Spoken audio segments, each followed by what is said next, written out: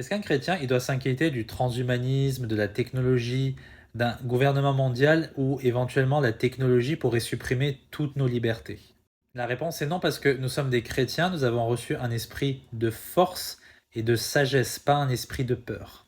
Mais vu cette technologie qui avance de plus en plus de manière exponentielle, on pourrait prendre peur, on pourrait se dire, ah bah, un jour avec l'intelligence artificielle, on va en effet être dépassé, l'homme va être amélioré, on va pouvoir vivre éternellement, on va instaurer une dictature, on peut un peu paniquer, on peut se dire, eh bien, on va perdre la bataille.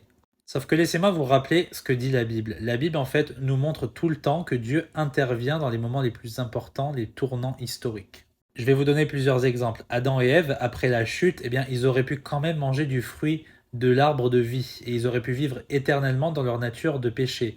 Mais Dieu est intervenu et il les a chassés du jardin. Suite à ça, juste avant le déluge, on voit que l'homme pouvait vivre 1000 ans. Et c'est pour ça que la terre était remplie de violence, puisque l'homme était rempli de péché, et il pouvait vivre 1000 ans dans cet état-là. Donc ce n'est pas une solution de vivre plus longtemps sur cette terre. C'est pour ça que Dieu a fait venir le déluge pour détruire l'humanité, mais il en a sauvé 8.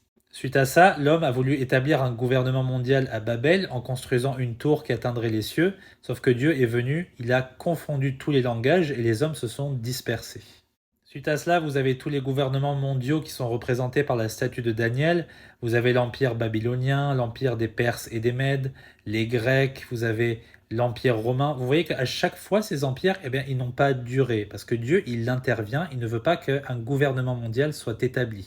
Et la preuve de ça, c'est qu'à la fin des temps, il y aura le royaume de l'Antéchrist. Mais vous verrez que ça ne dure pas très longtemps, ça ne dure que 7 ans. Il y a 3 ans et demi de tribulation où il va persécuter les chrétiens. Ensuite viendra l'enlèvement et après il y aura la colère de Dieu et l'Antéchrist, eh bien, il sera jeté en enfer à la fin de la colère de Dieu après la bataille de l'Armageddon. Donc Dieu, il intervient toujours au cours de l'histoire, sauf que ça peut prendre du temps. Pour Dieu, 1000 ans sont comme un jour.